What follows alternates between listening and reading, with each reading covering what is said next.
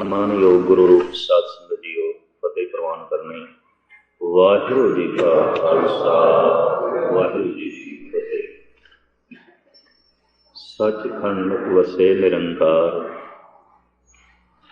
ਜਿੱਥੇ ਉਸਦਾ ਵਾਸਾ ਹੈ, ਜਿਸ ਢੰਗ ਨਾਲ ਉਸਦਾ ਵਾਸਾ ਹੈ, ਕਿਵੇਂ ਉੱਥੇ ਪਹੁੰਚਣਾ ਹੈ, ਕਿਵੇਂ ਉੱਥੇ ਤੱਕ ਚੱਲ ਕੇ ਜਾਣਾ ਹੈ, ਯਾਤਰਾ ਕਿੱਥੋਂ ਸ਼ੁਰੂ ਕਰਨੀ ਹੈ ਔਰ ਕਿਵੇਂ ਸ਼ੁਰੂ ਕਰਨੀ ਹੈ। ਜਗਤ ਗੁਰੂ ਗੁਰੂ ਨਾਨਕ ਦੇਵ ਜੀ ਮਹਾਰਾਜ ਨੇ ਇਹ ਸਾਰੀ ਸੂਝ ਸਮਝ ਆਪਣੀ ਪਹਿਲੀ ਰਚਨਾ ਜਪਜੀ ਸਾਹਿਬ ਦੇ ਰਾਹੀਂ ਜਗਤ ਨੂੰ ਕਰਾਈ ਹੈ। ਜਪਜੀ ਗੁਰੂ ਨਾਨਕ ਦੀ ਆਦਿ ਬਾਣੀ ਹੈ, ਪਹਿਲੀ ਬਾਣੀ ਹੈ, ਔਰ ਸਾਰੀ ਬਾਣੀ ਪੌੜੀਆਂ ਦੀ ਬਾਣੀ ਹੈ।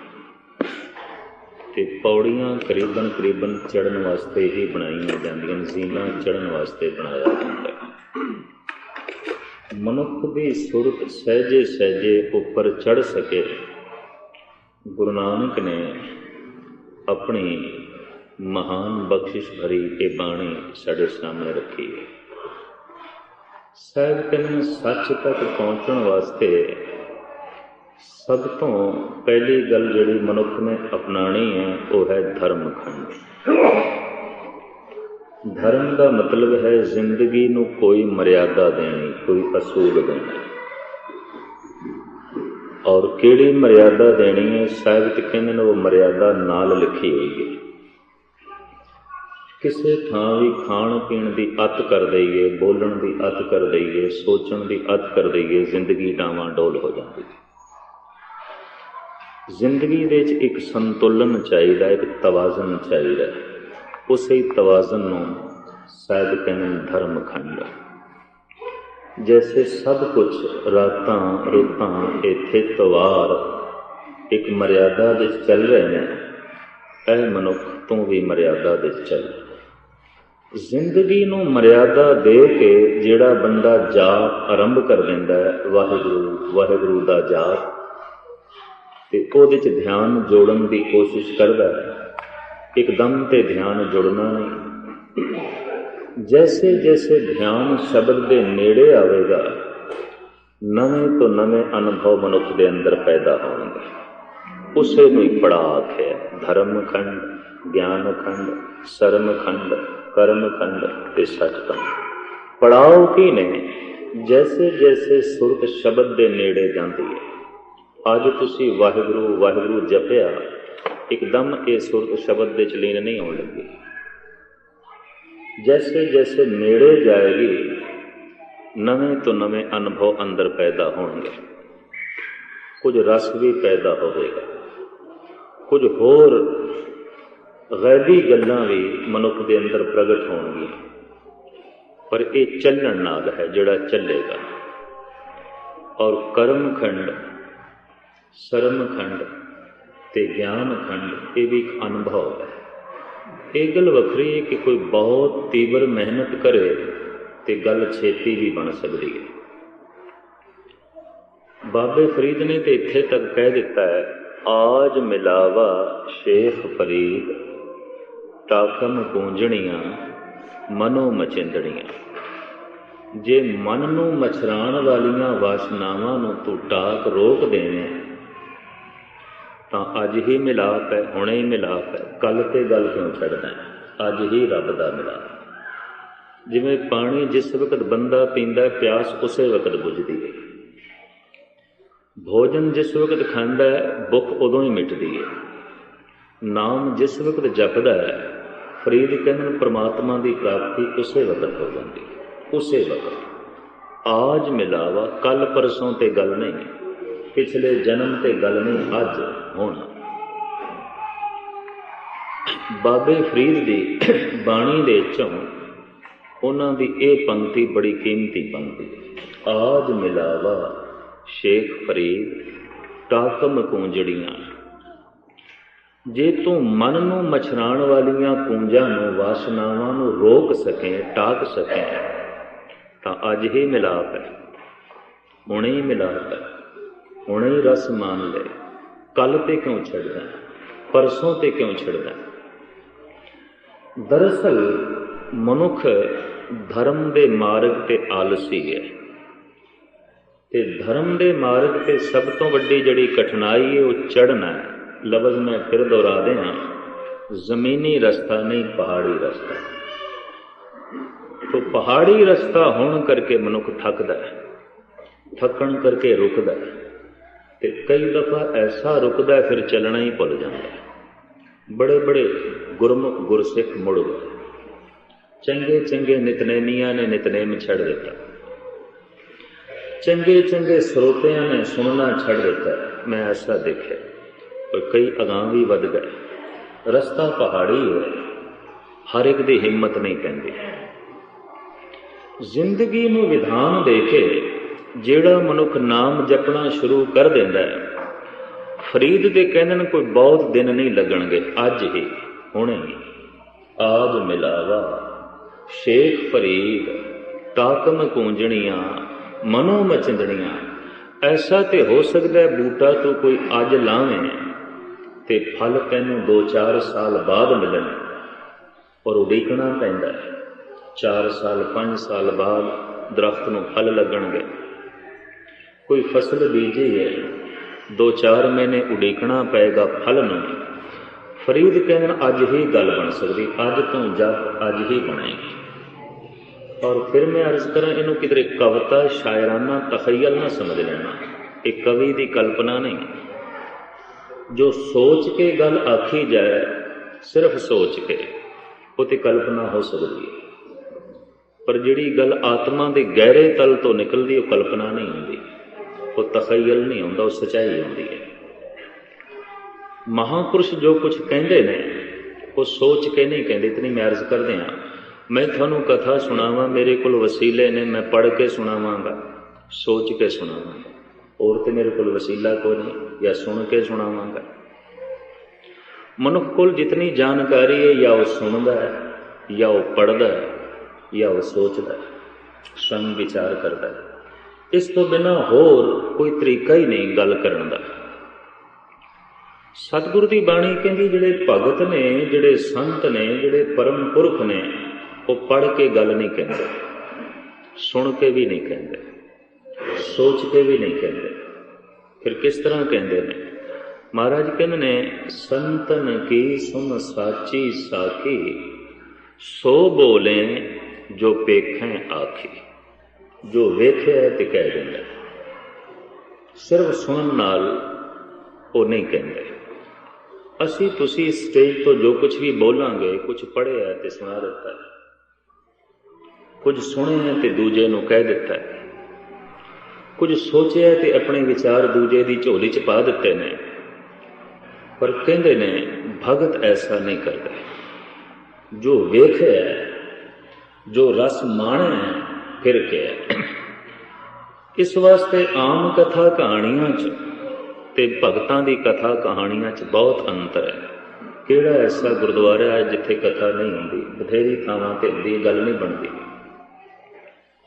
ਔਰ ਮੇਰੀ ਜ਼ਿੰਦਗੀ ਦਾ ਇਹ ਤਜਰਬਾ ਹੈ ਕਿ ਜਿਹੜੀ ਗੱਲ ਸੁਣ ਕੇ ਆਖੀ ਜਾਏ ਉਹ ਕੰਨਾਂ ਤੱਕ ਪਹੁੰਚਦੀ ਹੈ, ਜਿਹੜੀ ਗੱਲ ਸੋਚ ਕੇ ਆਖੀ ਜਾਏ ਦਿਮਾਗ ਤੱਕ ਪਹੁੰਚਦੀ ਹੈ, ਪਰ ਜਿਹੜੀ ਗੱਲ ਆਤਮਾ 'ਚੋਂ ਨਿਕਲਦੀ ਹੈ ਉਹੀ ਆਤਮਾ ਤੱਕ ਪਹੁੰਚਦੀ ਹੈ, ਦੂਜੀ ਨਹੀਂ ਪਹੁੰਚਦੀ। ਕਿਉਂਕਿ ਗੱਲ ਦੇ ਪਿੱਛੇ ਜ਼ੋਰ ਹੀ ਨਹੀਂ, ਕਿੱਥੇ ਪਹੁੰਚੇ। ਸਿਰਫ ਸੁਣੀ ਤੇ ਕਹਿ ਦਿੱਤੀ ਹੈ, ਅਗਲਿਆਂ ਦੇ ਕੰਨਾਂ ਤੱਕ ਹੀ ਪਹੁੰਚੇਗੀ, ਅੱਗੇ ਨਹੀਂ ਜਾਏਗੀ। ਜ਼ੋਰ ਹੀ ਕੋਈ ਨਹੀਂ ਇਹਦੇ 'ਚ। ਔਰ ਜਿਹੜੀ ਗੱਲ ਸਿਰਫ ਸੋਚੀ ਹੈ, ਦਿਮਾਗੀ ਮਿਹਨਤ ਹੈ, ਅਗਲੇ ਦੇ ਦਿਮਾਗ ਤੱਕ ਪਹੁੰਚੇਗੀ, ਇਸ ਤੋਂ ਅੱਗੇ ਨਹੀਂ ਜਾਏਗੀ। ਧਰਮ ਕੋਈ ਦਿਮਾਗੀ ਮਸਲਾ ਨਹੀਂ ਹੈ, ਇਤਨੀ ਮੈਂ ਅਰਜ਼ ਕਰਦੇ। ਸਿਰਫ ਦਿਮਾਗ ਤੱਕ ਗੱਲ ਪਹੁੰਚੇਗੀ, ਬੰਦੇ ਦੀ ਜਾਣਕਾਰੀ ਵੱਧ ਜਾਏਗੀ, ਵੱਧ ਤੋਂ ਵੱਧ ਬੰਦਾ ਪੰਡਿਤ ਬਣ ਜਾਏਗਾ, ਸਿਆਣਾ ਬਣ ਜਾਏਗਾ, ਹੋਰ ਤੇ ਕੁਛ ਨਹੀਂ। ਲੇਕਿਨ ਧਰਮ ਨਾਮ ਰਸ ਸਿਆਣਪ ਨਾਲ ਨਹੀਂ ਮਿਲਦਾ। ਚਤਰਾਈਆਂ ਸਿਆਣਪਾਂ ਆਵੇਂ ਕਿਤੇ ਨਾ ਕਾਮ, ਸਹਿਜ ਸਿਆਣਪਾ ਲੱਖ ਹੋਏ ਤਾਂ ਇੱਕ ਨਾ ਚੱਲੇ ਨਾ। ਗੱਲ ਨਹੀਂ ਬਣਦੀ। ਜਿਹੜੀ ਗੱਲ ਦਿਲ ਦੀ ਗਹਿਰਾਈ ਚੋਂ ਨਿਕਲਦੀ ਏ ਉਹੀ ਦਿਲ ਤੱਕ ਪਹੁੰਚਦੀ ਹੈ। ਤੇ ਦਿਲ ਤੋਂ ਕਿਹੜੀ ਗੱਲ ਨਿਕਲਦੀ ਹੈ? ਜਿਸ ਨੂੰ ਦਿਲ ਮੰਨੇ, ਜੋ ਦਿਲ ਦੇ ਵਿੱਚ ਵਸ ਗਈ ਹੈ। इसनों स्वयं इकबाल ने भी मने कि दिल से जो बात निकलती है असर रखती है, पर नहीं ताकते प्रवाज मगर रखती है। जिहड़ी गल गहरे तल चों आत्मा चों निकलेगी, मोहम्मद इकबाल कहंदा जरूर रूह तक पहुंचेगी, जरूर आत्मा तक पहुंचेगी। जो जबान चों निकली है कन्ना तक पहुंचेगी, जो दिमाग चों निकली है दिमाग तक पहुंचेगी, और जो दिल चों निकली है दिल तक पहुंचेगी। तो मैं देखदा गल दिल तक नहीं पहुंचती। मैं लगातार हिंदुस्तान के कई शहरों 20 साल तो लगातार जा रहे हैं, कई शहर ऐसे भी ने, तो मैं कोई पलटा नहीं देखता, तब्दीली नहीं देखता। ਉਹਦੇ 'ਚ मैनू कुछ अपनी खामी भी दिसती है कि जबान चो गल निकलती है कन्ना तक पहुँचती है, सिर्फ कन्ना तक। दिल से जो बात निकलती है असर रखती है।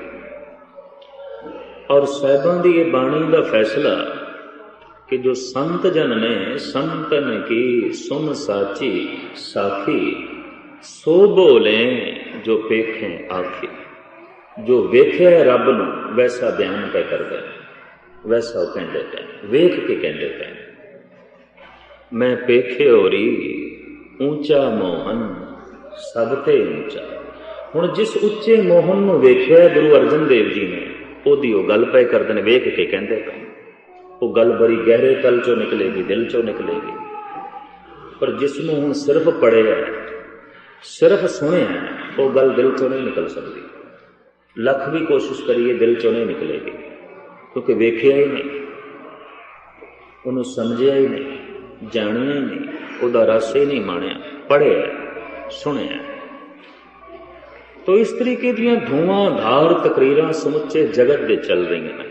किधरे मौलवी फाजिल पे बोलते हैं, किधरे पंडित पे बोलते हैं, किधरे ज्ञानी पे बोलते हैं। गल कन्ना तक पहुँचती है, दिमाग तक पहुँचती है, अगे नहीं जाती। दिल से जो बात निकलती है असर रखती है, पर नहीं ताकते प्रवाज मगर रखती है। इकबाल कहता है जिहड़ी गल दिल चों निकलती उसदे च उडारी है, प्रवाज है, उड़ान है, बड़ी उच्ची जाती है। भावें पंख नहीं, पर उहदे च उड्डण दी शक्ति है। दिल चों जो निकली बड़ी ताजगी होगी, बड़ी ताकत होगी। ये असी देखते हैं कि एक शब्द गायन किया है गुरु नानक ने, और जिहड़ा ठग सी सज्जन, सज्जन हो गया, ठगी गई। गुरु नानक ने उस शब्द दे साफ कह दिता है, ऐ सज्जन तू ठगी जरूर कर, पर सज्जन बन के ठगी ना कर। ठग बन के ठगी कर, सज्जन बन के क्यों ठगी करता?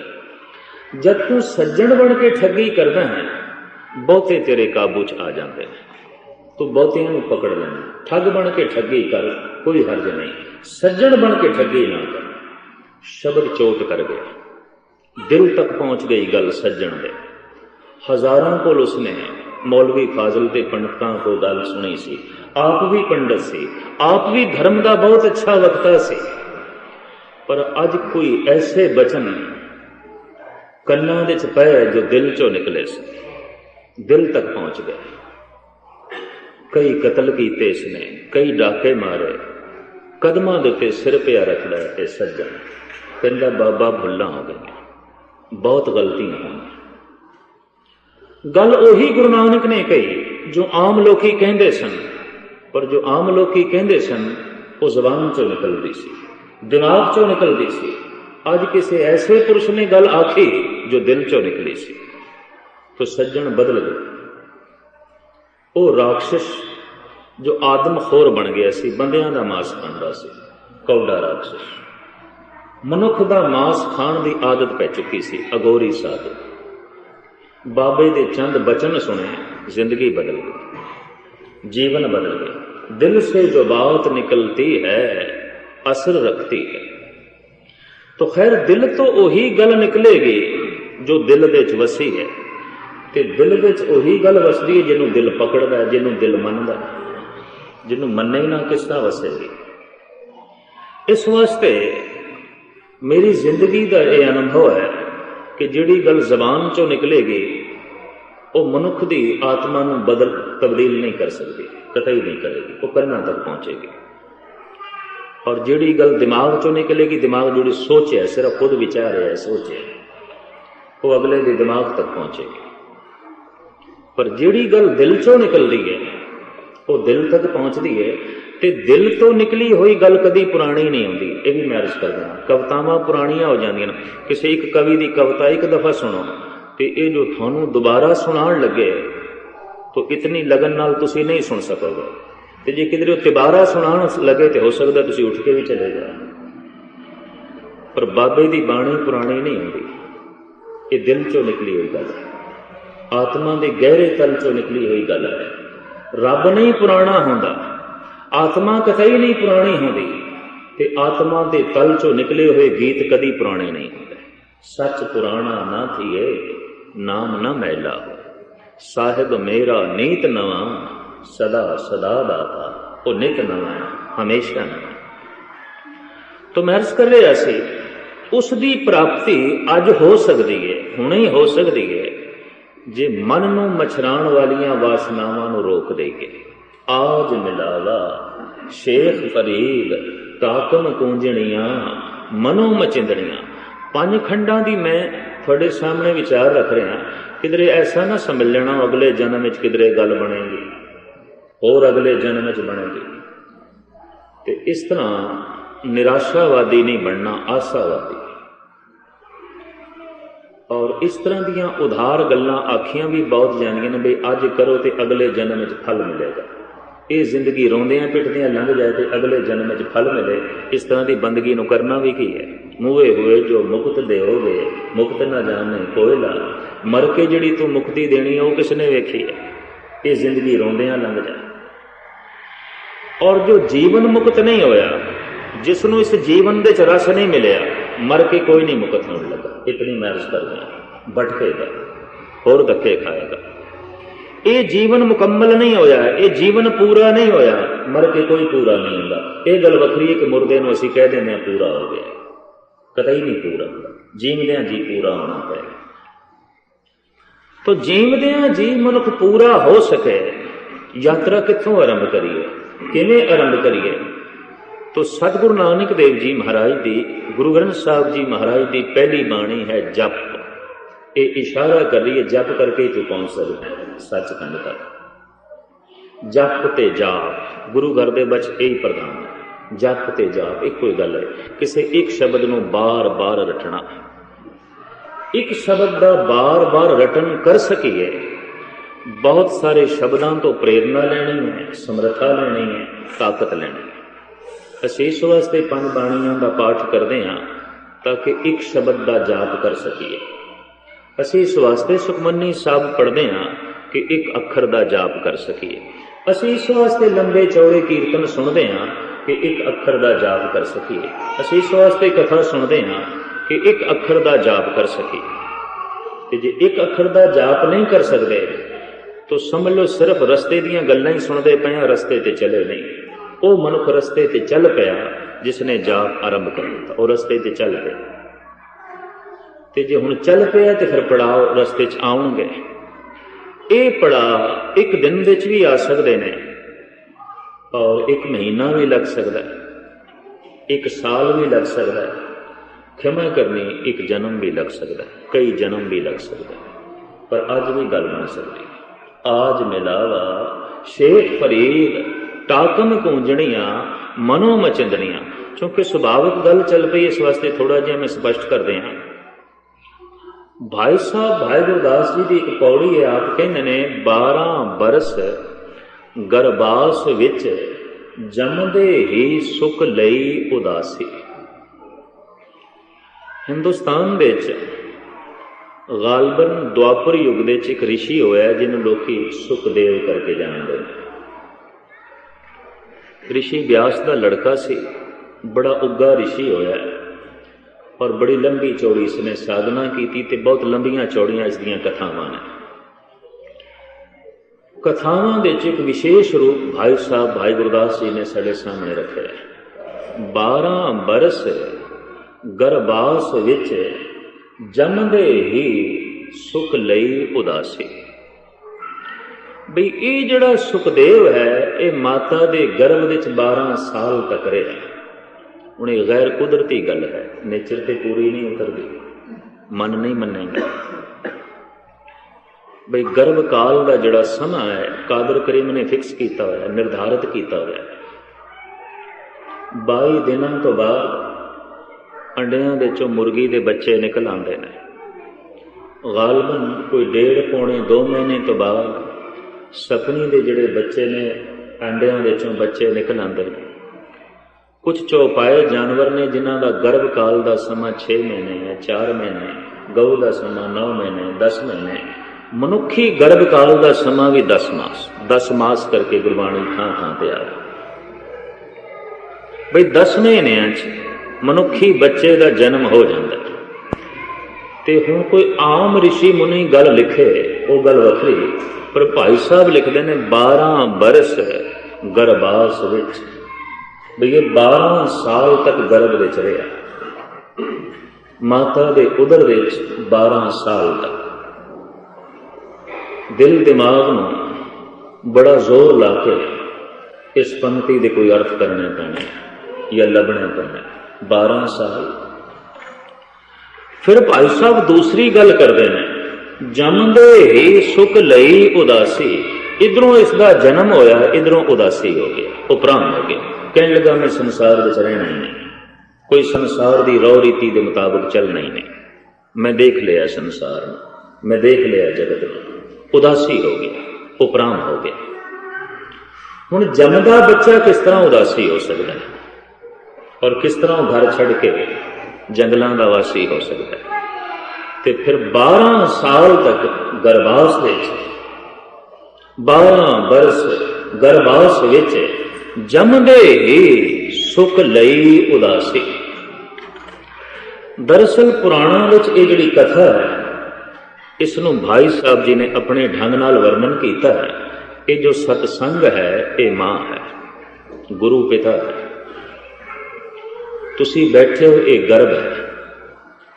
12 ਸਾਲ ਤੱਕ ਸੁਖਦੇਵ ਨੇ ਸਤਸੰਗ ਕੀਤਾ। ਸਤਸੰਗ 12 ਸਾਲ ਰਿਸ਼ੀ ਮੁਨੀਆਂ ਦੀ ਸੰਗਤ ਕੀਤੀ। ਉਹਨਾਂ ਰਿਸ਼ੀ ਮੁਨੀਆਂ ਦੇ ਜਨਕ ਵੀ ਸੀ, ਜਨਕ ਦੀ ਸੰਗਤ ਵੀ ਕੀਤੀ। ਬੜੇ ਬੜੇ ਹੋਰ ਮਹਾਤਮਾ ਲੋਕਾਂ ਦੀ ਸੰਗਤ ਕੀਤੀ। 12 ਸਾਲ ਤੱਕ ਸਾਧਨਾ ਕੀਤੀ ਤੇ 12 ਸਾਲ ਤੋਂ ਬਾਅਦ ਆਤਮ ਪ੍ਰਕਾਸ਼ ਹੋਇਆ। ਜੋ ਆਤਮ ਪ੍ਰਕਾਸ਼ ਹੋਇਆ तो संसार तो उपराम हो गया, उदासी हो गया। 12 बरस गरबास विच जमदे ही सुख लई उदासी। 12 साल तो बाद उसका जन्म होया। 12 साल तक वो सतसंग करता रहा। इत्थे असीं नवां ही जन्म लैण वास्ते आए। सतगुर के जन्मे गवन मिटाया, एक बड़ी कीमती पंक्ति है।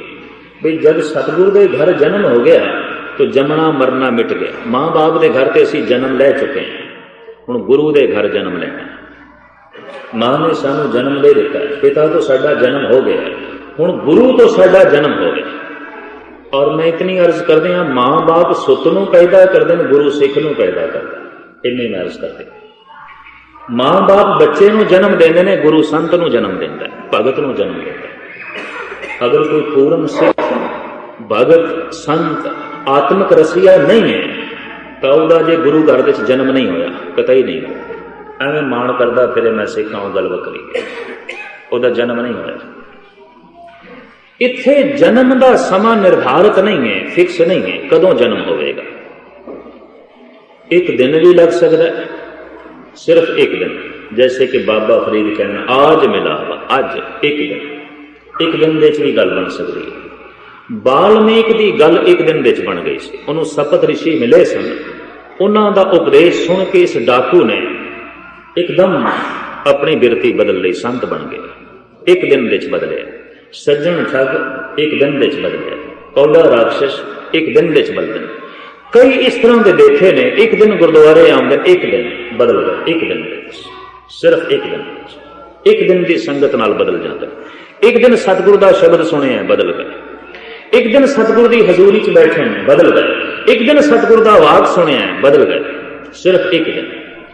तो एक दिन विच भी नवा जन्म हो सकता है, 2 दिन भी लग सकते हैं, 1 महीना भी लग सकता है, 1 साल भी लग सकता है, 50 साल भी लग सकते हैं, 1 जन्म भी लग सकता है, करोड़ों जन्म भी लग सकते हैं। ਇੱਥੇ ਕੋਈ ਸਮਾਂ ਫਿਕਸ ਨਹੀਂ ਹੈ। ਮਨੁੱਖ ਨਵਾਂ ਜਨਮ ਲੈਣਾ ਵੀ ਚਾਹੁੰਦਾ ਹੈ ਕਿ ਨਹੀਂ, ਇਸ ਦੀ ਚੋਣ ਉਸਨੇ ਖੁਦ ਕਰਨੀ ਹੋਵੇ, ਇਤਨੀ ਗੱਲ। ਤੇ ਨਵਾਂ ਜਨਮ ਲੈਣ ਲੱਗਿਆ ਪੁਰਾਣੇ ਜਨਮ ਦਾ ਚੋਲਾ ਤੇ ਇੱਕ ਪਾਸੇ ਰੱਖਣਾ ਪਏਗਾ, ਪੁਰਾਣੇ ਵਿਚਾਰ। ਇਹ ਗੱਲ ਲਾਜ਼ਮੀ ਹੈ, ਜ਼रूरी है। सतगुरु के जन्मे गवन मिटाया, मां बाप के घर जन्म ले चुके हैं और इस तरह के जन्म असी कई ले चुके हैं। एक दफा नहीं, ऐसे घर हम बहुत बसाए जब हम राम गर्भ होए आए। कबीर दी मां कबीर नूं कहंदी है, बई असी तेरे नाल बड़ा स्नेह करदे हां, प्यार करदे हां, तू घर दे च थोड़ा जिहा भी बाहर चला जाना ते असी तेरी याद दे च लीन रहिंदे हां, पर तू साडी परवाह ही नहीं करता, घर दे च रह के भी टुटिया टुटिया रहना। कबीर कहते ऐसे घर हम बहुत बसाए जब हम राम गर्भ होया। इस तरह के घर मैं कई वसा चुके हैं, कईयां दा प्यो बनया, कईयां दा पुत्र बनया, और इतने घर वसाए ने हुण मैं थक गया, अगे नहीं घर वसना, हुण अगे होर नहीं ठिकाने बनना। सूझ आ गई है, समझ आ गई है, बोध मिल गया। तो ये एक दिन दे भी गल बन सकती है। सतसंग मां है, कथा कीर्तन तुसीं सुन रहे हो ना, ये गर्भ दे च मिलदी खुराक है नवी जिंदगी मिलने वास्ते, नवा जन्म मिलने वास्ते। इतनी मैं अर्ज करा। और ब्राह्मणा ने बड़ा सोहना एक शब्द ईजाद किया है। ब्राह्मण तो मुराद है ब्रह्म का चिंतन करने वाला, ब्रह्म दे च लीन होने वाला। बाद विच निरा पखंड चल पिया ब्राह्मण मत दे च। जिवें सिख का मतलब है सिੱਖੀ सिੱਖਿਆ गुरु विचार, जो गुरु के विचार के मुताबिक चलता सिख, ते जिहड़ा बिल्कुल ही विचार तो उल्ट चले किस तरह सिख आखोगे, किस तरह कहोगे? सिੱਖੀ सिੱਖਿਆ गुरु विचार, जो गुरु के विचार के मुताबिक चलता है सिख है, जो गुरु के कहने के मुताबिक चलता है सिख। जो ब्रह्म का चिंतन करता है ब्राह्मण है, ब्रह्म बिंदे से ब्राह्मणा, जो ब्रह्म का चिंतन करता है ब्राह्मण है। तो ब्राह्मणों के एक शब्द है ब्राह्मण वास्ते द्विज, ब्राह्मण नूं द्विज कहते हैं संस्कृत विच। हिंदुस्तान के अंदर ब्राह्मण नूं महापंडित नूं द्विज कहते हैं। ते द्विज के अखरी अर्थ ने दूजा जन्म, इहदा दूजा जन्म। एक जन्म मां बाप तो होया सी, एक जन्म सतसंग तो होया।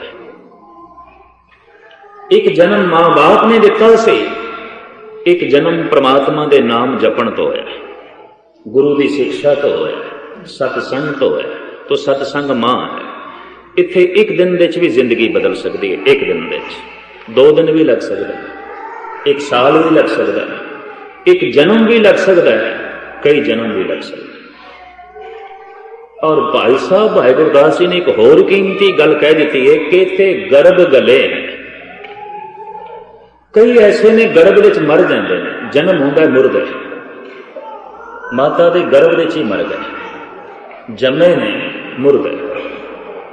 तो खिमा कई गुरुद्वारियां च ही सड़ जाते हैं, जिथे सारे झगड़े मिटाने चाहिए सन उत्थों ही झगड़े शुरू कर दें, जिथों एकता सीखनी चाहिए सी उत्थों ही दुबदा सीख रहे हैं, जिथों शांति सीखनी चाहिए सी उत्थे ही मन अशांत कर लेंगे, जिथे सारे वितकरे मिटाने चाहिए सन उत्थे ही वितकरियां नूं जन्म देंदे ने, जिथे निर्वैर भावना सीखनी सी उत्थे ही वैरी बना लेंगे। तो ये कौन ने कि इत्थे गर्भ गले, इत्थे गर्भ दे ही सड़ गए, इत्थे गर्भ दे ही मर गए। तो जे जन्म भी होया तो की होया, मुर्दे का जन्म होना, और की मरे हुए बच्चे का जन्म होना, कुछ भी जिंदगी नहीं, ये तो खत्म। तो ये बहुत कीमती वाक है कि 12 बरस गर्भास विच जमदे ही सुख लई उदासी, सुरत शब्द विच लीन होवे, सुरत सच तक पहुंच सके। सुखदेव नूं 12 साल लगे, 12 साल की मेहनत करके वो पहुंचया सचखंड तक।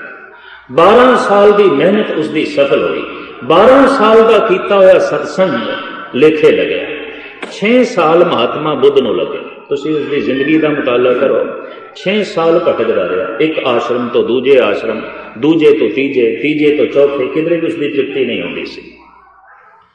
आश्रम के जिहड़ा मुखी महात्मा हुंदा सी, जो कुछ भी दसदा सी महात्मा बुद्ध उसकी पूरी जो है पालना करते सन। तो जब पूरी पालना करने तो बाद भी कुछ ना होवे तो चूंकि सियाणा पुरुष सी पूछ लैंदा सी भी तुसी जो कुछ दसिया हो तो मैं कीता है, पर गल तो बनी कोई नहीं, मेरे अंदर तो बेचैनी है, मैं तो दुखी हाँ। जिस रस की चर्चा धर्म ग्रंथां दे चों ते मेरे कोल है नहीं। तो मैं समझदा उन्हां दिनां दे आश्रम के जिहड़े गुरु लोग होंदे सन ये भी किसी हद तक ईमानदार सन। वो कह देंदे सन महात्मा बुद्ध नूं, जितनी गल असीं जाणदे हां तैनूं दस दित्ती है, ते जे तूं हुण अगे भी कुछ जानना चाहना तो किसी होर नूं तलाश कर, सानूं नहीं पता। और बड़ी ईमानदारी नाल इस गल नूं कबूल कर लैंदे सन। ये थां थां ते भटकदा रहा, करड़ी तो करड़ी साधना इसने की। 6 साल बाद गल बनी किधरे, कुछ आत्मिक रस मिले, इसनों बोध मिले। उस बटक वृक्ष के थले बैठ के साधना करदे सुरत जुड़ गई और वो दरख्त अजे भी मौजूद है गया जिथे बैठ के यदि समाधि लग गई सी, जिथे बैठ के इसनों आत्म ज्ञान हो गया सी, जिथे बैठ के ये सिद्धार्थ बुद्ध बन गया सी। नाम तो इसका सिद्धार्थ सी, एक बोध मिल गया, एक आत्म प्रकाश मिल गया, तो ना इसका बुद्ध पै गया। बोध का मतलब ज्ञाता, सियाना, ज्ञान प्रगट हो गया, बुद्धि प्रगट हो गई, आत्म प्रकाश प्रगट हो गया। तो धर्म खंड तो ये यात्रा शुरू करनी है। मनुख ने सचखंड तक कदों पहुंचना है? अज भी पहुंच सकता है, एक दिन दे, एक महीने च भी पहुंच सकता है, एक साल दे च भी पहुंच सकता है, और एक जन्म भी लग सकता है तो कई जन्म भी लग सकते हैं। इत्थे समा नहीं निर्धारित भी कदों गल बनेगी, ये नहीं, ये मनुख के उत्ते गल है कि कितना तिखा चल सकता है। जितना तिखा चलेगा उतनी वाट छेती तय हो जाएगी, तो जितना सुस्त चलेगा उतनी वाट दूर है। इस वास्ते परमात्मा दूर तो दूर है, नेड़े तो नेड़े। चलो तो नेड़े तो नेड़े है, ना चलो तो दूर दूर है। इस वास्ते परमात्मा वास्ते ये अनवची वचनी शब्द वरतिया गया, वो दूर भी है, वो नेड़े भी है। नेड़े तो नेड़े है, दूर तो दूर है। इस तरह के दोवें वचन महापुरुषों के जो है मिल रहे हैं। तो धर्म खंड की ये जिंदगी नूं तरतीब दे देना ते शब्द का जाप कर। धर्म खंड की ये जिंदगी नूं तरतीब दे देना ते शब्द का जाप करना। सुरत जैसे जैसे शब्द के नेड़े आवे तैसे तैसे नवे द्वार खुलते हैं। जिहड़ा दूजा द्वार खुलता है उन्होंने कहा गया ज्ञान खंड। उन्होंने पता चल जाता है कि परमात्मा कोई मनुख नहीं, सो किम मानस रूप कहा है, सिद्ध समाध साध कर हारे क्यों न देखन पाए। वो परमात्मा एक शक्ति है, ये उसनों सूझ मिल जाएगी। जाप जारी है पर अगे चढ़ाई बड़ी बिखड़ी है, उन्होंने शर्म खंड करके कह देता है। क्योंकि घड़ना अपने आप को ऐसा बनाना है कि गुरु प्रवान कर लवे, गुरु कबूल कर लवे, और उत्थे वो अपने आप को घड़ता है। और वो बनतर बड़ी सुंदर है। शर्म खंड की बाणी रूप तिथे घाड़त घड़िए बहुत अनूप अत्यंत सुंदर महासुंदर। शर्म खंड पहुंच के मनुख का मन बड़ा सुंदर बन जाता है, मनुख की बुद्धि बड़ी महान हो जाती है, मनुख का चित्त बड़ा सुंदर हो जाता है, और मनुख का अहंकार ये भी बड़ा सुंदर हो जाता है। अणख विच बदल जाता है, गैरत विच बदल जाता है, खुदी विच बदल जाता है। घाड़त बड़ी सुंदर बन गई, तिथे घाड़त घड़िए बहुत अनूप। और घाड़त किसदी करनी है? तिथे घड़िए सुरत मत मन बुद्ध, तिथे घड़िए सुरा सिद्धां के सुख। उथे मत घड़ी जाती है, मन घड़िया जाता है, बुद्धि घड़ी जाती है, अहंग भाव घड़िया जाता है। चतुष्टा अंथा करण जिहड़ा है यह घड़िया है। संक्षेप विच अर्ज करा कि घड़े हुए मन की यह पहचान गलत फुरने नहीं पैदा होंगे। घड़ी हुई बुद्धि की यह पहचान वो गलत फैसले नहीं करेगी। घड़े हुए चित्त की यह पहचान कि वो गलत गल्लां याद नहीं करेगा। अगर कोई बंदा नाम जपे तो बीतियों या गलतियां उसनों याद आ रही हैं तो समझ लो अजे पाप धुले कोई नहीं। किसी बंदे के पाप सारे धुल गए ने, की पहचान है? और जो नाम जपेगा उन्होंने पाप नहीं चेते आएंगे, पाप तो धुल गए, गल खत्म, तो एकदम जुड़ेगा। तो जे कीतियों या गल्लां ते भुल्लां ते पाप चेते आ रहे ने, यकीन जानो अजे पाप कोई नहीं मिटे, मौजूद ने, अदे अंदर पे ने, ताई तो याद आते हैं। तो जिस दिन अंदरों धुल गए उस दिन नहीं याद आएंगे। इसे नूं कहने अंदर दे कागज दे जो लिखे होया सी मिट गया। धर्म राय दर कागद फारे, जन नानक लेखा समझ। धर्मराज ने कागज फाड़ दिते। किहड़े कागज? जो अंदर लिखे पए सन। जो कुछ तुसी बोलते हो, वेखते हो, सुनते हो, अंदर लिखिया जाता है। इनू कहते हैं संस्कार, और उसनों कहते हैं चित्र गुप्त। वो चित्र जिहड़ा गुप्त है, मैं थानू वेख रहा, तुसी मैनू वेख रहे हो, ये प्रगट चित्र है। पर थोड़े अंदर की है वो मैनू नहीं पता, ते मेरे अंदर की है थानू नहीं पता। वो साडा चित्र गुप्त है। वो चित्र जिहड़ा गुप्त है, उसदा नाम रखा गया चित्र गुप्त। हो सकता है मैं सच की व्याख्या कर रहा हाँ ते मेरे चित्र गुप्त दे झूठ होवे, की पता जगत में। और लोग ही आए ने गुरुद्वारे सतसंगी ने, मैनू की पता चित्त दे की है, गुप्त चित्र की है। इस वास्ते कहने किसी पशु तो धोखा नहीं लग सकता, मनुख तो धोखा लग सकता। क्योंकि मनुख का कई दफा प्रगट चित्र कुछ होर होता है ते गुप्त चित्र कुछ होर होता है। ये बाहरों कुछ होर होता है, अंदरों कुछ होर होता है। हजार जां फिदाए आंके जबानश दिलस यकेश। ईरान का प्रसिद्ध संत हाफिज कहता है, हजारां जिंदड़ियां उस मनुख तो कुर्बान कीतियां जा सकदियां जिहड़ा अंदरों बाहरों एक है। जो प्रगट चित्र है वही गुप्त चित्र है, जो गुप्त चित्र है वही प्रगट चित्र है। बिल्कुल एक हो, कोई फर्क नहीं।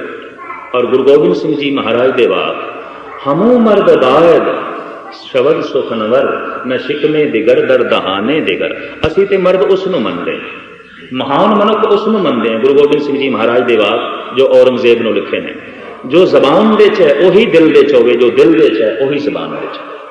वो मर्द है, वो मनुख है। जबान कुछ होर कह रही है, दिल कुछ होर कह रहा है, चित्र गुप्त कुछ होर है, प्रगट चित्र कुछ होर है। शायद होते मर्द नहीं, होते मनुख नहीं। हमू मर्द बाद शब्द सुखनवर, न शिकमे दिगर दर दहाने दिगर। चेहरे ते कुछ होर प्रगट होवे, अंदर कुछ होर होवे। इस वास्ते रूहे जमीन देते मनुख मनुख तो ते धोखा खांदा है, मनुख जानवरों तो धोखा नहीं खांदा। सप अंदरों बाहरों सप है, कुत्ता अंदरों बाहरों कुत्ता है, शेर अंदरों बाहरों शेर है, गिद्दड़ अंदरों बाहरों गिद्दड़ है। कई दफा मनुख बाहरों कुछ होर है, अंदरों कुछ होर है। भुलेखा लग जाता है, धोखा लग जाता है। पर आखिर मनुख ने मनुखी समाज विच रहना है, मजबूरी है रहना है। तो मनुखी समाज चो कित्थे जाए? मनुख आखिर मनुखां च ही रह सकता है, और की कित्थे जाए? हल्द्वानी नैनीताल के नेड़े एक छोटा जिहा शहर है। संस्कृति सलोकां की मैं उत्थे कथा कर रहा सी कि सलोकां विच गुरु अर्जन देव जी महाराज ने ऐसा दस्सिया है कि जिहड़ा मनुख है ना, अनेकां जानवरां दा मजमूआ है। भी बहुत सारे जानवर इकट्ठे करिए तो एक बंदा बनता है। इस तरह के श्लोक ने, किसी वक्त खुलासा करना। एक सज्जन नूं ये मेरी गल बहुत चंगी लगी और मेरे कोल आया, कहंदा गैनी जी अज मेरा मन बड़ा खुश होया। रब दी नेत उहदा छोटा भरा भी मेरे कोल बैठा सी। आखण लगा हुण मैं पक्का प्रण कर लिया अकीदा, ते कहंदा मेरा पहले दा सी भी बंदे ते भरोसा नहीं करना, क्योंकि बंदा अनेकां जानवरां दा मजमूआ है, करना ही नहीं। मेरा बंदे ते कोई भरोसा ही नहीं। आखण लगा मैनू ते घर दा कुत्ता ही चंगा लगदा, सारी रात पैरा देंदा, जिहड़ी चीज़ उसनूं खाण नूं देआं उही खांदा, दूसरी चीज़ नूं मूँह नहीं मारदा। दिन भर का थका होया शाम नूं जो मैं घर जाना मेरे पैरी पैंदा, मेरी परिक्रमा करदा, मेरे नाल प्यार पांदा। कदी इसने मैनू धोखा नहीं दिता। सारी रात जाग के पहरा देंदा, मैनू बंदे नहीं चंगे लगदे, ऐ चंगा लगदा। और मैं इतना भी अंदाजा ला लिया, वो भरा की तरफ इशारा करके भी कह रहा सी। और बाद में पता चलिया भरा नाल कोई झगड़ा भी है, आपस में बोल चाल भी कोई नहीं। गाहे बगाए दूजे तीजे दिन जब मेरे कोल आ गए तो फिर यही गल छेड़ बैठे भी कुत्तियां ते भरोसा है मेरा, बस कुत्ते मेरे दोस्त, बंदियां नाल दोस्ती खत्म, मनुख नाल मेल जोल खत्म, मनुख से विश्वास नहीं करना, मनुख से भरोसा नहीं करना। और खास करके ये गल बड़े जोर नाल उदों कहंदा सी जब उसका छोटा भरा हो, भावें अगे पिछे भी कहंदा सी, पर उदों बड़े जोर नाल कहंदा सी। गालबन कोई 15 दिन बाद मैनूं कहण लगे गए ने जी ਵੀ ਮੇਰੇ ਮੁੰਡੇ ਦੀ ਬਰਾਤ ਜਾਣੀ ਹੈ ਰੁਦਰਪੁਰ ਤੇ ਤੁਸੀਂ ਵੀ ਨਾਲ ਚਲੋ। ਮੇਰੀ ਸ਼ਰਧਾ ਬੜੀ ਜੋਦੜੀ ਜਿਹਾ ਕਰਨ ਲੱਗਾ, ਆਖਣ ਲੱਗਾ ਵਿਆਹ ਹੈ ਤੇ ਬਰਾਤ ਜਾਣੀ ਹੈ ਰੁਦਰਪੁਰ, ਤੁਸੀਂ ਨਾਲ ਚਲੋ। ਮੈਂ ਕਿਹਾ ਮੈਂ ਕਿਉਂ ਨਾਲ ਚਲਾਂ, ਕੁੱਤਿਆਂ ਦੀ ਬਰਾਤ ਲੈ ਕੇ ਜਾ। ਇੱਕ ਦੋ ਕੁੱਤੇ ਤੇਰੇ ਕੋਲ ਨੇ, 10-20 ਮੈਂ ਇਕੱਠੇ ਕਰ ਦੇਵਾਂ, ਪੂਰੀ ਕੁੱਤਿਆਂ ਦੀ ਬਰਾਤ ਲੈ ਕੇ ਜਾ, ਕਿਉਂਕਿ ਤੈਨੂੰ ਭਰੋਸਾ ਹੀ ਕੁੱਤਿਆਂ ਤੇ, ਬੰਦੇ ਤੇ ਭਰੋਸਾ ਹੀ ਨਹੀਂ, ਮਨੁੱਖ ਤੇ ਭਰੋਸਾ ਹੀ ਨਹੀਂ। ਆਖਿਰ ਮਨੁੱਖ ਹੋ ਕੇ ਮਨੁੱਖੀ ਸਮਾਜ 'ਚ ਰਹਿਣਾ ਪੈਂਦਾ, ਬੰਦੇ ਤੇ ਭਰੋਸਾ ਕਰਨਾ ਪੈਂਦਾ। ਤੇ ਮੈਂ ਕਿਹਾ ਅੱਜ ਤੈਨੂੰ ਬੰਦਿਆਂ ਦੀ ਕਿਸ ਤਰ੍ਹਾਂ ਲੋੜ ਪੈ ਗਈ? 15 ਦਿਨ ਹੋ ਗਏ ਮੈਨੂੰ ਸੁਣਦਿਆਂ ਤੇਰੇ ਕੋਲੋਂ ਵੀ ਮੇਰਾ ਮਨੁੱਖ ਤੇ ਕੋਈ ਭਰੋਸਾ ਹੀ ਨਹੀਂ, ਬੰਦੇ ਤੇ ਕੋਈ ਭਰੋਸਾ ਹੀ ਨਹੀਂ, ਤੇ ਅੱਜ ਬਰਾਤ ਦੇ ਵਿੱਚ ਬੰਦਿਆਂ ਦੀ ਕੀ ਲੋੜ ਪੈ ਗਈ? ਮੈਂ ਕਿਹਾ ਮੈਂ ਤੇ ਇੱਥੇ ਤੱਕ ਸੋਚਿਆ ਜਦ ਤੇਰੀ ਅਰਥੀ ਨਿਕਲੇ ਨਾਲ ਕੁੱਤੇ ਆਉਣ, ਬੰਦਿਆਂ ਦੀ ਕੀ ਲੋੜ ਹੈ, ਕਿਉਂਕਿ ਤੇਰਾ ਭਰੋਸਾ ਹੀ ਕੁੱਤਿਆਂ ਤੇ। ਬਹੁਤ ਔਖਾ ਹੈ। ਕਹਿਣ ਲੱਗੇ ਤੁਸੀਂ ਇੰਨੇ ਕੌੜੇ ਬਚਨ ਬੋਲਦੇ ਹੋ। ਮੈਂ ਕਿਹਾ 15 ਦਿਨ ਦੇ ਤੂੰ ਬੋਲ ਰਿਹਾ ਸੀ, ਇੱਕ ਦਿਨ ਮੈਂ ਬੋਲ ਰਿਹਾ, ਤੇ ਕੀ ਹਰਜ ਹੋ ਗਿਆ? 15 ਦਿਨ ਦੇ ਤੂੰ ਕਹਿ ਰਿਹਾ ਸੀ। ਮੇਰਾ ਬੰਦਿਆਂ ਤੇ ਭਰੋਸਾ ਹੀ ਨਹੀਂ, ਮਨੁੱਖਾਂ ਤੇ ਭਰੋਸਾ ਹੀ ਨਹੀਂ, ਕੁੱਤਿਆਂ ਤੇ ਭਰੋਸਾ ਨਹੀਂ। ਮਨੁੱਖੀ ਸਮਾਜ ਵਿੱਚ ਰਹਿਣਾ ਹੈ, ਔਰ ਇਹ ਠੀਕ ਹੈ ਕਿ ਮਨੁੱਖ ਕੋਲੋਂ ਹੀ ਧੋਖਾ ਖਾਂਦਾ। ਕਾਰਨ ਕਿ ਮਨੁੱਖ ਆਪਣਾ ਪ੍ਰਗਟ ਚਿੱਤਰ ਕੁਝ ਹੋਰ ਬਣਾ ਸਕਦਾ ਹੈ ਤੇ ਗੁਪਤ ਚਿੱਤਰ ਕੁਝ ਹੋਰ ਬਣਾ ਸਕਦਾ ਹੈ। ਇਹ ਬਾਹਰੋਂ ਸ਼ਰੀਫ ਵੀ ਦਿਸ ਸਕਦਾ ਹੈ ਅਗਰ ਅੰਦਰੋਂ ਬਦਮਾਸ਼ ਹੋਵੇ। ਇਹ ਬਾਹਰੋਂ ਦਇਆਲੂ ਵੀ ਦਿਸ ਸਕਦਾ ਹੈ ਅਗਰ ਅੰਦਰੋਂ ਜ਼ਾਲਮ ਹੋਵੇ। ਇਹ ਅੰਦਰੋਂ ਠੱਗ ਹੋਵੇ ਤਾਂ ਵੀ ਬਾਹਰੋਂ ਇਮਾਨਦਾਰ ਪ੍ਰਤੀਤ ਹੋ ਸਕਦਾ ਹੈ। ਇਹ ਪ੍ਰਗਟ ਚਿੱਤਰ ਕੁਝ ਹੋਰ ਬਣਾ ਸਕਦਾ ਹੈ, ਗੁਪਤ ਚਿੱਤਰ ਕੁਝ ਹੋਰ ਕਰ ਸਕਦਾ ਹੈ। तो भगत कबीर जी महाराज का फैसला वो जो मेरा गुप्त चित्र है ना, वो मैं सारा धो दिता है, खत्म। वो जितना अनर्थ सी सब धो दिता है। हुण मैं अंदरों बाहरों एक हर के नाम कबीर उजागर, जन्म जन्म के पाठे कागर। जन्मा जन्मांतरां दे जिहड़े कागज अंदर पए सन लिखे फाड़ दिते, खत्म। धर्म राय दर कागद फारे, गुरु रामदास जी महाराज। धर्म राय दर कागद फारे, जन नानक लेखा समझा। पंडितां ने इस ढंग दीयां कहानियां बनाईयां ने भी एक चित्र गुप्त बैठा है, बहुत लंबी चौड़ी वहियां लैके किताबां लैके बंदियां दे कर्म पिया लिखदा है, जीवां दे कर्म पिया लिखदा है। एक सैकंड दे अरबां खरबां जीव पैदा हो रहे हैं, मर रहे हैं, सूक्ष्म अस्तूल, दिसण वाले ना दिसण वाले। किस तरह लिखदा होवेगा? किहड़ी कलम नाल लिखदा होवेगा? नहीं, ਜਦੋਂ ਜੋ ਕੁਝ ਤੁਸੀਂ ਕਰਦੇ ਹੋ ਉਦੋਂ ਅੰਦਰ ਲਿਖਿਆ ਜਾਂਦਾ। ਉਸੇ ਵਕਤ ਜੋ ਵੇਖਦੇ ਹੋ ਅੰਦਰ ਚਿੱਤਰ ਬਣਦਾ, ਜੋ ਸੁਣਦੇ ਹੋ ਅੰਦਰ ਚਿੱਤਰ ਬਣਦਾ, ਜੋ ਸੋਚਦੇ ਹੋ ਅੰਦਰ ਚਿੱਤਰ ਬਣਦਾ, ਜੋ ਕਰਦੇ ਹੋ ਅੰਦਰ ਚਿੱਤਰ ਬਣਦਾ। ਉਹਨੂੰ ਕਹਿੰਦੇ ਨੇ ਚਿੱਤਰ ਗੁਪਤ, ਅੰਦਰ ਸੰਸਕਾਰ ਬਣਦੇ ਨੇ। ਅੰਤਿਮ ਸਮੇਂ ਜਦ ਇਸ ਪ੍ਰਗਟ ਚਿੱਤਰ ਨੂੰ ਜਲਾ ਦਿੱਤਾ ਜਾਂਦਾ ਹੈ ਜਾਂ ਕਬਰ ਵਿੱਚ ਦਫਨ ਕਰ ਦਿੱਤਾ ਜਾਂਦਾ ਹੈ, ਜਿਹੜਾ ਚਿੱਤਰ ਅੱਗੋਂ ਜਾਂਦਾ ਉਹਨੂੰ ਗੁਪਤ ਚਿੱਤਰ ਕਹਿੰਦੇ।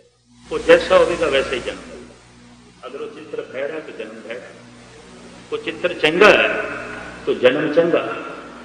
पर वो चित्र जिस विच सारियां ही गलतियां मलनता धो दी गई है, ऐसी आत्मा परमात्मा च लीन हो जाती है। बाकी आत्मावां नाल संस्कार रहिंदे ने, वो चित्र गुप्त रहिंदा है।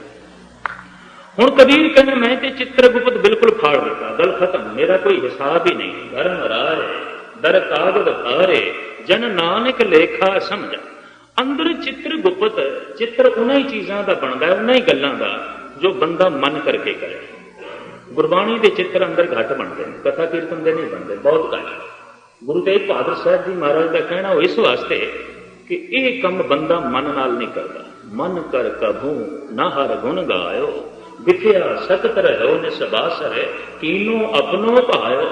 मन करके बंदा झूठ से बोलता है, मन करके बंदा लोभ करता है, मन करके बंदा वासना करता है, मन करके बंदा ठगी करता है, मन करके गुरबाणी नहीं पढ़ता, मन करके कीर्तन नहीं सुनता, मन करके वाहिगुरु वाहिगुरु का जाप नहीं करता।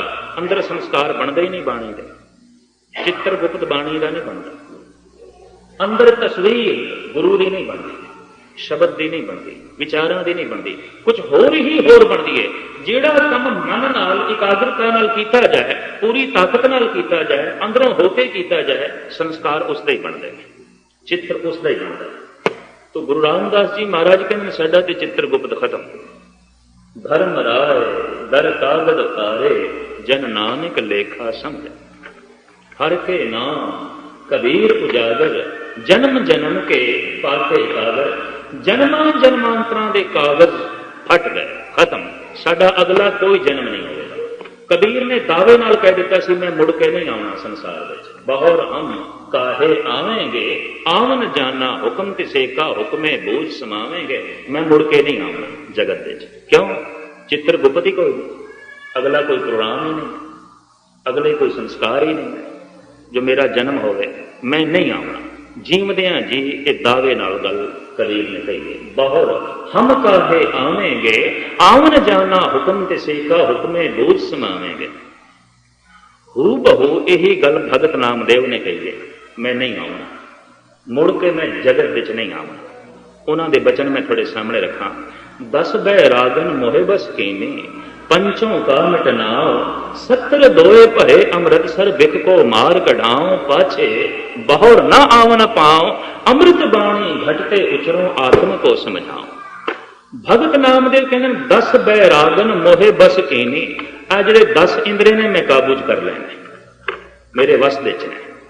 ये नहीं कि अखां मैनू गलत पासे लै जाण, जबान मैनू गलत पासे लै जाए, कन्न मैनू गलत पासे लै जाए, खलड़ी मैनू गलत पासे लै जाए, दिमाग मैनू गलत पासे लै जाए, ये सारे मेरे काबू च, मैं इन्हां दे काबू च नहीं। संसारी ते भगत की इतनी पहचान, हर बंदा इंद्रियां दा दास है।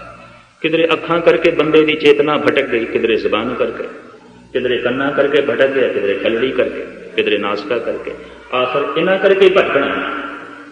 और इसे वास्ते भगत कबीर कहते हैं कि बाबा अब न बसों ए गांव, घरी घरी का लेखा मांगे, काहे तचेतो ना।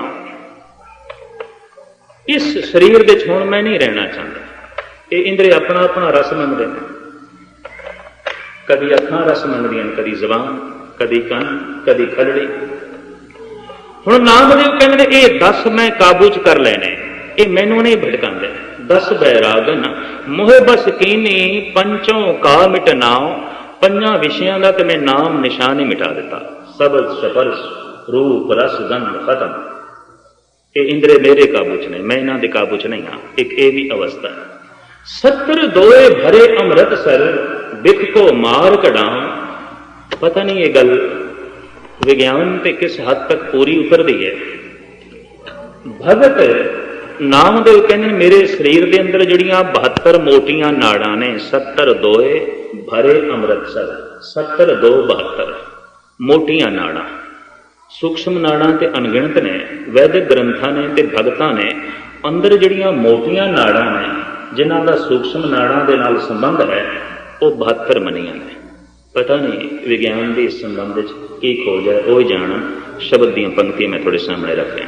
हुण नामदेव कहते इन्हां मोटियां नसां विच खून नहीं गर्दिश कर रहा, अमृत गर्दिश कर रहा। मेरे अंदर अमृत है, खून नहीं। 70 दोए भरे अमृतसर, उते अमृत नाल भर गए, खून मेरा अमृत हो गया।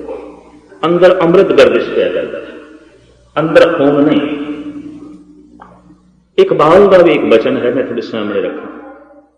वो कहता है एक फूल गर चाहे तो गुलिस्तान बन जाए, एक बूंद गर चाहे तो तूफान बन जाए, एक खून के कतरे में वो तासीर है, एक कौम की तवारीख का अनुमान बन जाए। एक बूंद खून जे किधरे मनुख के अंदर उछाल पा जाए, शहीद हो जाता है, भगत हो जाता है, ब्रह्म ज्ञानी हो जाता है। उछाल तो खून दे चाहेगा, अंदर उछाल है, जज्बात अंदरों उछलणगे। तो नामदेव कहते हैं हुण मेरियां नसां दे खून नहीं गर्दिश कर रहे, अमृत। इहो जिहियां दा खून जे किधरे डुल जाए, उत्थे तीरथ बन जाता है। हज़ारां मनुखां दे खून डुलदे ने, किधरे तीरथ बनता है। पर गुरु तेग बहादुर साहब का खून चांदनी चौक डुलिया, तीरथ बन गया। 24 घंटे उत्थे रौनक बनी रही, सारा दिन आवाजाही बनी रही है। मेरी जिंदगी का तजर्बा है, उत्थे बैठ के जो कथा करन दा या कीर्तन सुनन दा आनंद आउंदा होर किधरे नहीं। ये मेरी जिंदगी का तजर्बा, और होर कई स्रोतियां तो मैं गल सरवण की। इनू साडे प्राचीन ऋषि मुनि कहना अस्थान भेद, जगह का असर, अस्थान का असर, जगह का असर, बकायदा जगत का असर, जगह का असर होता है। इस वास्ते अनेकों का अनुभव है जो दरबार साहब विच बैठ के आनंद मिलता है, आशा दीवार का कीर्तन सुन के होर किसी पासे नहीं मिलता। हालांकि बाणी तो हो, कई दफा रागी भी हो। अस्थान वे जगह का असर। वो जगह बथेरी पवित्र है इस जगह नाल। कोई मैं वितकरे वाली गल नहीं करता।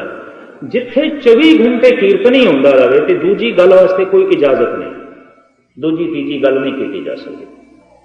उत्थों दियां लहरां इतनियां पवित्र होणगियां, इतनियां पवित्र, बंदा थोड़ा जिहा भी अभ्यासी हो जाए एकाग्रता मिल जाए। तो जिथे बहुत माड़ियां लहरां चल रही होण, इत्थे बैठ के मैं नावल भी पढ़ा या मैं व्यर्थ बोली जावां, इत्थों की वाइब्रेशन खराब हो जाए।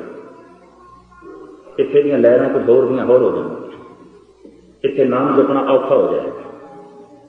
ये स्पष्ट है। ठीक है, गुरु ग्रंथ साहब जी महाराज का प्रकाश है, पर जुड़ना तो सिखा ने, माहौल तो सिखा ने बनाना, और माहौल बनेगा बाणी के पाठ नाल, बाणी के जाप नाल, एकाग्रता के नाल। तो यदि थां ते कुछ होर ही होर होवे, और फिर सत्संग ने उथों का माहौल ऐसा बन जाएगा मन नहीं टिकेगा। और ये हजारां अभ्यासियों का अनुभव है कि अमृत वेले जो शीशगंज आनंद आता है, होर नहीं। हर कलोनी गुरुद्वारा है, पर मैं अमृत वेले देखना लोग 10-10 मील तो बजे आ रहे हैं, 20-20 मील तो बजे आ रहे हैं शीशगंज। बई इत्थे ही सुनना, कोई बंगला साहब भजया जाता, उन्होंने अपनी कलोनी में बड़े सोहने सोहने गुरुद्वारे बने। कहते इत्थे आनंद आता, इत्थे रस आता। पहले तो मैं समझदा सी मैं ऊपर की शायद ममता ही है, पुरानी आदत बन गई है, तभी ये कहते, पर नहीं, ये मेरा अपना भी निजी अनुभव है। इनू कहते अस्थान भेद, जगह का असर, उस अस्थान का असर। और मैं देखिया किसे किसे थां ते कथा करनी पैंदी है, किधरे किधरे कथा हो जाती है, तो जिथे कथा करनी पै उथे खप जाइदा, एवें खपदा दिमाग, शरीर भी थक जाता। तो जिथे कथा हो जाती है उत्थे कोई रस मिलता है, थकेवा भी नहीं, उल्टा थकेवा लै जाता है। तो जिथे कथा हो जाए उत्थे सोचना पैंदा, कोई जगह का भी असर है, कोई जगह की गल है, अस्थान है, जगह का असर। मंजी साहब हर साल मैं उत्थे हाजरी भरदा, अस्थान वेद, जगह का असर है, अस्थान वेद। उत्थों का माहौल ऐसा है, तुसी रात के 2 बजे भी चले जाओ तो दरबार साहब की परिक्रमा कोई ना कोई गुटका लैके बैठा होगा, कोई ना कोई माला लैके बैठा होगा, कोई ना कोई वाहिगुरू की धुन अलापदा पे होगा, कोई ना कोई अपनी सुरत शब्द नाल जोड़न की कोशिश करता पे होगा। 24 घंटे कोई ना कोई अभ्यासी किसी न किसी पासे बैठे होंगे। कुदरती गल है, माहौल पवित्र होना, लहरां पवित्र होनी। और उत्थे अगर थोड़ा जिहा भी अभ्यासी, थोड़ी जिहा भी तड़प रखने वाला, थोड़ी जिहा भी लटक रखने वाला बंदा जाएगा, छेती जुड़ेगा, छेती गल बन जाएगी। इस वास्ते महापाप मन लिया गया है कि किसी सत्संग के अस्थान के उत्ते दुनियावी गल चलानी, दुनियावी क्रिया करनी। सत्संगत कैसी जानी है जिथे एको नाम बखानी, सिर्फ जिथे एक नाम की गल होवे उन्होंने सत्संग कहते हैं। तो भगत नामदेव जी महाराज कहते हैं मेरे शरीर के अंदर चलता हुआ खून अमृत बन गया, पावन हो गया। सत्तर दोए भरे अमृत सर, बिख को मार कढ़ाऊं। और इसे वास्ते मैं जब देखदा चांदनी चौक का गुरुद्वारा शीशगंज, इत्थे खून डुलिया किसी का, तीरथ बन गया। खून डुलिया सरहंद विच किसी मासूम पवित्र आत्मावां का तीरथ बन गया। होर बथेरी थां ते कतल होंदे ने, बथेरी थां ते खून डुलदा है, तक नहीं होंदा, पर कोई खून विच कशिश है, कोई गल है, कोई खिच है, और जिस रेत के जरिया उत्ते डुलिया है उन्होंने तीरथ बना देता। और खिच है, पवित्रता बनी हुई है, कशिश बनी हुई है। इसनों वेखना भी धार्मिक ढंग नाल है, विज्ञानक ढंग नाल नहीं, क्योंकि विज्ञान ने तो अजे परमात्मा नूं मनिया ही नहीं, धर्म ने मनिया, साइंस ने तो मनिया ही नहीं। इस वास्ते धर्म की गल की तस्दीक तुसीं साइंस ते ना कीता करो, इतनी मैं अर्ज करा। विज्ञान होर चीज़ है, ज्ञान होर चीज़ है, धर्म होर चीज़ है, साइंस होर चीज़ है। क्योंकि अक्सर लोग पूछने लग पेंदे ये गल साइंस ते पूरी नहीं उतरती, साइंस ते पूरी नहीं उतरती। बई महापुरुषों ने कदों आख्या भी ये गल साइंस ते पूरी उतरेगी? उन्होंने कभी आख्या? वो तो चेतना की खोज है, आत्मा की खोज है, परमात्मा की खोज है। तो अजे परमात्मा साइंसदान की पकड़ विच नहीं आया, उसकी अख विच नहीं आया, भगत की अखां विच ते जरूर आया। दो दो लोचन पेखा हो हर दिन अवर न देखा, मैं पेखे होरी ऊंचा मोहन सब ते ऊंचा। विज्ञानक नूं ग्रह नक्षत्र दिसे ने, दूर दराज ग्रह नक्षत्रां की पड़चोल भी उसने कर ली है। बड़े बारीक जरियां की भी उसने खोज की है, पर ओदी अख अजे गोबिंद तक नहीं पहुंची, ओदी अख अजे परमात्मा तक नहीं पहुंची, ओदी अख ने अजे ईश्वर नूं नहीं कबूलिया, परमात्मा नूं नहीं कबूलिया। तो भगत नामदेव जी महाराज कहते मैं ये 10 इंद्रे काबू च कर लेने, खून मेरा पवित्र हो गया, हुण मुड़ के मैं नहीं आवना। 10 बैरागन मोह बस कीनी, पंचो का मिटनाओ, 70 दोए भरे अमृतसर, बिख को मार कढ़ाओ, पाछे बहोर ना आवन पाओ। मैं तो जीवदियां जी पूरा हो गया, मुड़ के कानू आना, गल खत्म, अगला मेरा कोई प्रोग्राम ही नहीं, मेरा चित्रगुप्त ही नहीं बनया बचया जिहड़ा हुण प्रगट चित्र बने। दूसरा जन्म होवेगा चित्रगुप्त के आसरे से, ते जब चित्रगुप्त ही कोई नहीं तो जन्म कित्थों, चित्रगुप्त ही नहीं है तो प्रगट चित्र कित्थों। अंदर के सारे संस्कार मिट गए। इसकी पहचान किस तरह होगी कि अंदरों धुल गया। जब तुसी नाम जपन लगो तो कीतियां हुई गलतियां चेते ना होन, कीते हुए पाप चेते ना होन, समझ लो धुल गए, खत्म, हिरदा शुद्ध हो। इधर तुसी सुंदर गुटका लो, इधर कीतियां हुई गलतियां चेते हो, इधर तुसी वाहगुरू वाहगुरू जपो, इधर कीते हुए पाप चेते आवन, अजे धुले नहीं है, अजे मिटे नहीं, अजे मेहनत करनी पेगी, अजे कोशिश करनी पेगी। सब तो पहला नाम जपण वाले नूं की दिखाई देंदा है? अगर उसकी सुरत थोड़ी जिहां चल पै, कीतियां हुई गलतियां दिखाई देणगियां, कीते हुए गुनाह दिखाई देणगे, कीते हुए पाप दिखाई देंगे। अंदर ही तो कहे ने चित्रगुप्त अंदर ते पे, ते ज्यों उसनूं अपने चित्रगुप्त के दर्शन होंदे ने कंब उठदा, फिर उसे चित्रगुप्त नूं भाउण की कोशिश करदा है। ते कदों धुलदे ने? जदों चेते ना होण, चित्त दे च ही नहीं रहे, चेते कित्थों, चित्रगुप्त खत्म। ते इस तरीके के नुकते ने गुरु ग्रंथ साहब जी महाराज ने जो साडे सामने रखे गए ने। सरम खंड दे पहुंच के ये विचार चित्रगुप्त की अंदर की जिहड़ी रूप रेखा है सब धुल जाती। मन घड़िया गया, गलत फुरने ही नहीं पैदा होंगे, चित्त घड़िया गया, गलत गल्लां चेते ही नहीं करता, ईश्वर चेते आता, अकाल पुरख चेते आता। बुद्धि घड़ी गई, कोई गलत फैसला ही नहीं करती, ते अहम भाव घड़िया गया, हौमे घड़ी गई, वो बदल गई अणख दे खुददारी दे, जाप जारी है अजय भी। घड़िया गया बिल्कुल मन, घड़िया गया बिल्कुल चित्त, लेकिन जाप जारी है वाहिगुरू वाहिगुरू। सुरत बहुत नेड़े आ गई शब्द दे, अजे पूर्ण तौर पर लीनता नसीब नहीं हुई, लेकिन इतनी गल जरूर है कि तैयारी है, क्योंकि सब कुछ घड़िया गया, सिंहासन बन गया, तो हम परमात्मा ने आके विराजमान होना है। हुण ईश्वर ने आके विराजमान होना है। मन जो घड़िया गया, बुद्धि घड़ी गई, चित्त घड़िया गया, अहम भाव घड़िया गया, तो सिमरन जारी है, जाप जारी है। सुरत पहुंच गई किथे? कर्म खंड विच। कर्म शब्द संस्कृत का होवे ते इहदे आखरी अर्थ बनते हैं काम, ते कर्म शब्द उर्दू ते फारसी का होवे ते इहदे आखरी अर्थ बनते हैं बख्शिश, रहमत। ये फारसी का लफ्ज है कर्म। किधरे कर्म शब्द संस्कृत का है, किधरे कर्म शब्द फारसी का, पर्शियन का। इहदे आखरी अर्थ ने बख्शिश। कर्म खंड की बाणी जोर, चौथा खंड बख्शिश का खंड, रहमत हो गई, बख्शिश हो गई।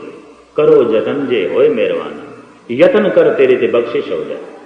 तो ज्यों सर्म खंड विच जाप जारी है, सुरत अगे चली गई, बख्शिश हो गई, रहमत हो गई। तो किस तरह पता चलेगा हूँ इससे बख्शिश हो गई है, किमें बोध मिलेगा?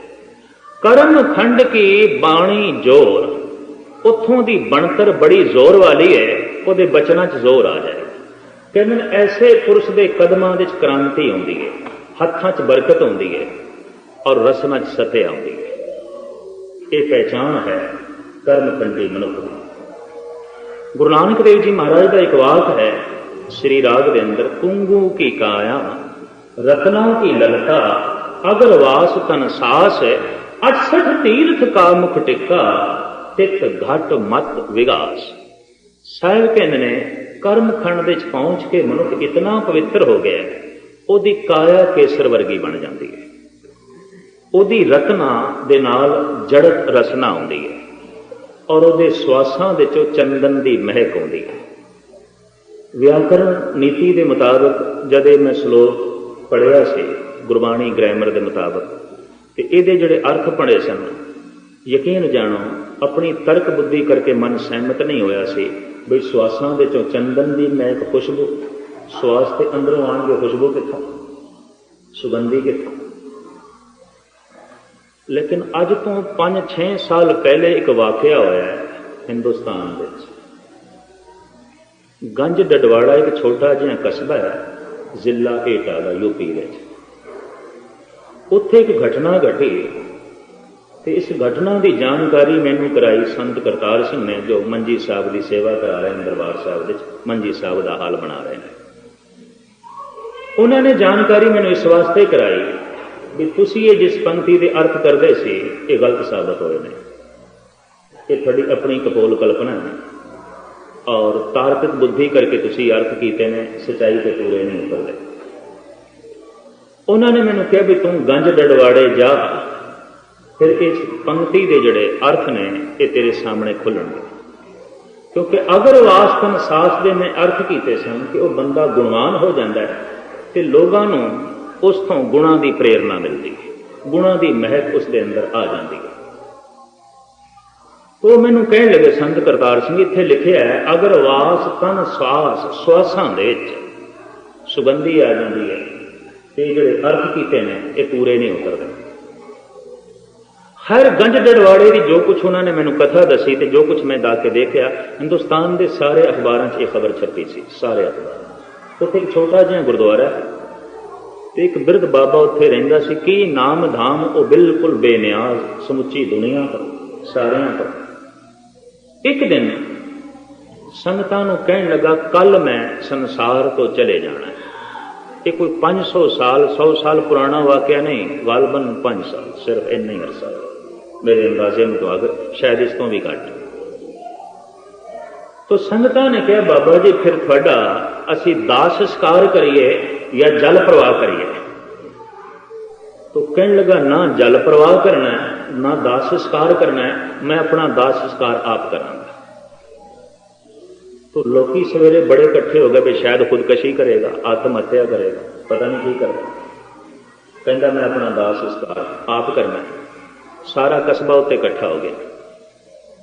ਗੁਰੂ ਗ੍ਰੰਥ ਸਾਹਿਬ ਜੀ ਮਹਾਰਾਜ ਦੇ ਅੱਗੋਂ ਬੈਠ ਕੇ ਇਸਨੇ ਸੁਖਮਨੀ ਸਾਹਿਬ ਦਾ ਪਾਠ ਕੀਤਾ ਬੜੇ ਲਗਨ ਨਾਲ, ਵਾਹਿਗੁਰੂ ਵਾਹਿਗੁਰੂ ਦੀ ਧੁਨ ਅਲਾਪੀ, ਫਿਰ ਸੌਂ ਗਿਆ ਤੇ ਉਹਦੀ ਨਾਭੀ ਵਿੱਚੋਂ ਅੱਗ ਨਿਕਲੀ ਔਰ ਉਹਦੇ ਨਾਲ ਸਹਿਜੇ ਸਹਿਜੇ ਉਸਦਾ ਸਾਰਾ ਸਰੀਰ ਜਲ ਗਿਆ, ਰਾਖ ਨਹੀਂ ਬਚੀ। ਅੱਜ ਉਹ ਥਾਂ ਤੀਰਥ ਬਣ ਗਈ, ਬੜੇ ਯੂਪੀ ਦੇ ਭਾਈ ਉੱਥੇ ਪਹੁੰਚ ਗਏ। ਔਰ ਮੈਨੂੰ ਸੰਤ ਕਰਤਾਰ ਸਿੰਘ ਕਹਿਣ ਲੱਗੇ ਕਿ ਉੱਥੇ ਚਾਰੋਂ ਪਾਸੇ ਮਹਿਕ ਸੁਗੰਧੀ ਫੈਲ ਗਈ ਸੀ, ਉਹਦੇ ਸਰੀਰ ਵਿੱਚੋਂ ਸੁਗੰਧੀ।